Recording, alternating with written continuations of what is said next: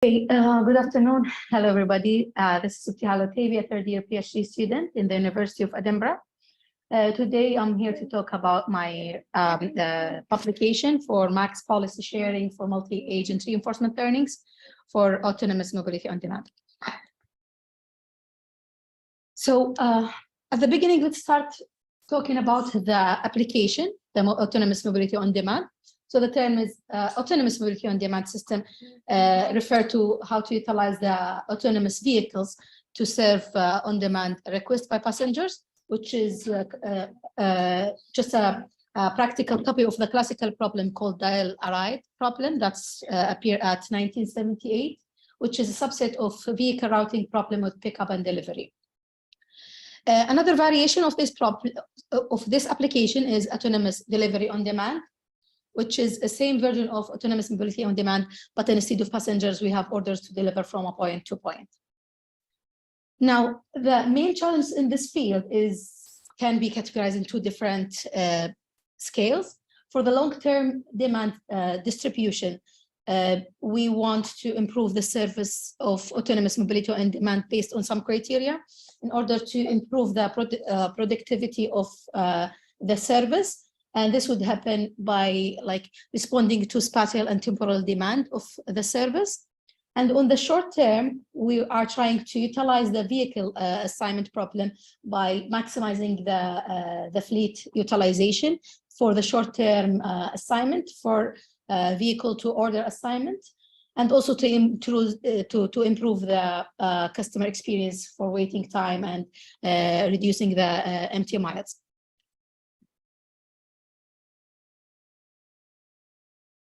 So to capture this application, we had simulate Edinburgh City autonomous mobility on demand for Edinburgh city population. And the main metrics to evaluate this application is to improve the occupancy rate of the fleet, also to improve the empty distance. The empty distance is the distances that produced before taking a customer and also between going back and forth to the charging stations. One metrics is very important in this field is the waiting time, which is a major metrics to be reduced for our customers. Also, from a financial point of view, we are also interested in utilizing the fleet size. Now, today I'm here to talk about how to use multi-reinforcement learning for short-term utilization for autonomous mobility on demand. And talking about multi-agent reinforcement learning, we have three main categories. We have a centralized training, centralized execution, which means in this environment, all agents just work as a single agent, like big single agent that taking observation from the environment and also updating the policy based on the reward function. We have also the opposite of this one is the distributed training, decentralized execution, where each agent just work individually, like just a multiple single agents. Each agent has its own observation from the environment, develop their own policy, and also maintain their behavior.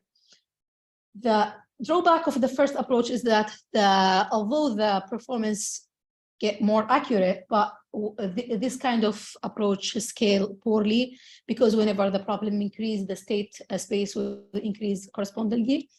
And for the second type, the issue here is that the environment will be non-stationary anymore, because each agent will train themselves instead of other agents, while these other agents also make some dynamic change in the environment, which is which does make nonsense for the agent to learn in such environments. The last part, which is centralized training, decentralized execution, try to just mix the both categories, where the environment generally is shared between agents.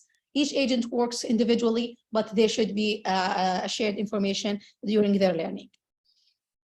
Now, just talking about the literature, we have a famous algorithm called independent learner, In this approach, just started at 1993.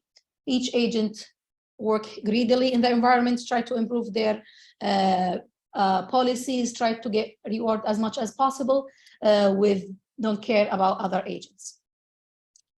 For the centralized training, decentralized execution, we have fully observable critic learners. One famous example is the COMA algorithm, where in this approach, there is like one critic and all agents just work as actors in the environment.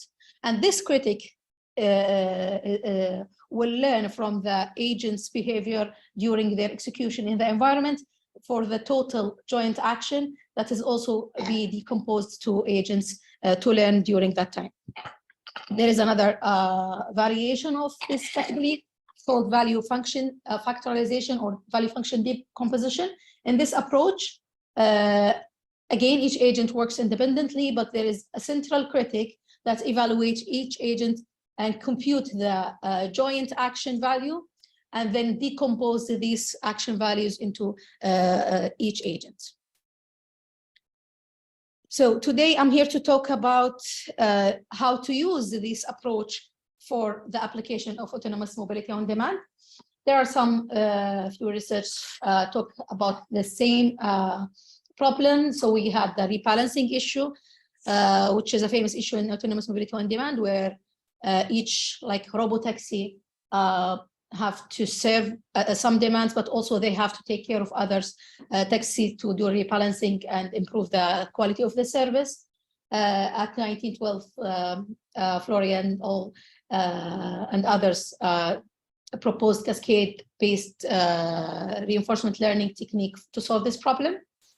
There is also another issue, which is charging pricing scheme for this, as it's built on electric vehicles and it's need charging, and increasing this charge could have a negative impact on the company. So a work proposed to solve this problem using soft actor critic deep reinforcement learning. Also for proactive request assignment and rejection decision, one publication at 2022 discuss how to solve this problem using multi-agent deep reinforcement learning, where there is a lot of like sudden information come to the environment, like sudden rejection happen, and how the fleet should come up with this change. There is also some work discussed for autonomous mobility on demand operations and ride pricing using deep reinforcement learning. And also at 2022, there was an application talked about constraints multi-agent reinforcement learning to solve uncertainty for electric vehicles. So now I will move to the problem formulation of autonomous mobility on demand using reinforcement learning terms, mainly Markov decision definition.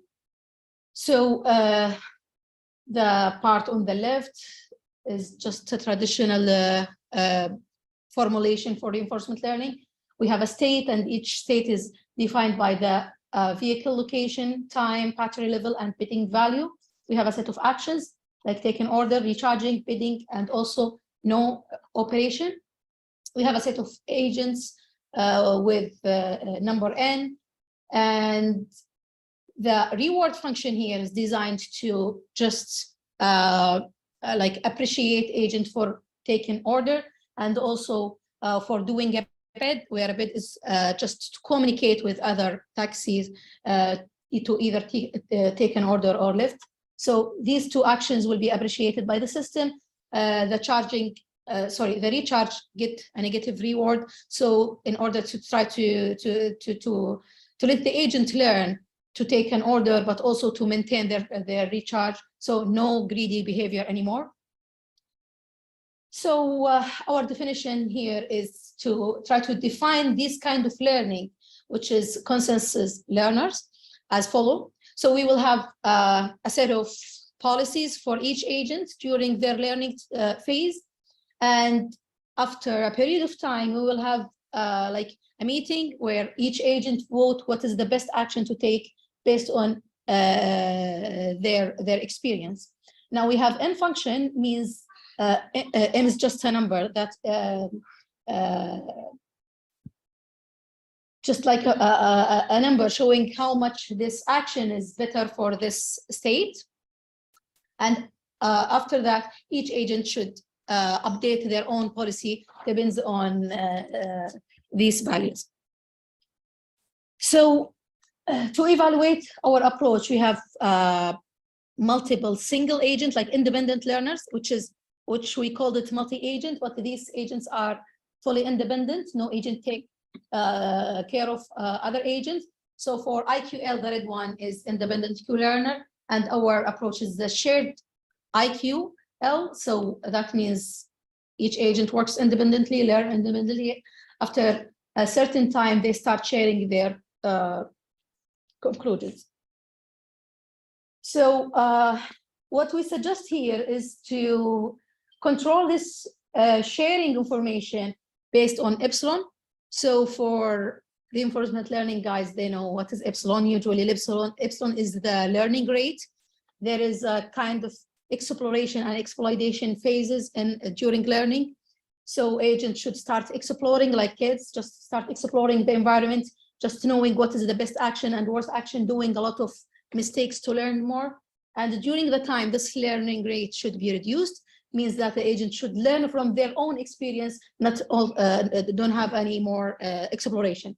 So now we just utilize this rate. We use it also for sharing because we don't want the agents to share in very early stage.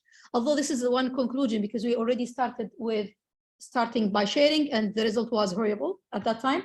So we decided to control this using epsilon. So we want the agents to start sharing when they have more sense information to be shared. And the results show that the sharing scheme outperform the independent learners because they share their knowledge and they get more experience in very early stage. So this figure just shows how the independent multi-agent reinforcement learning from multi-agent perspective, it does nothing. So we would, although we are trying to increase the number of agents, but it does nothing for learning stage because each agent learned from their own perspective and they cannot just utilize their other agents' experience. Now, talking deeply about the actions. So we have 4 kinds of actions. We have take order, recharge, fit, and no operation. That's all decomposed to create the fitness function. So for taking order, it's notable that the shared agents outperform the independent one, while both just have increasing number of orders, taking orders.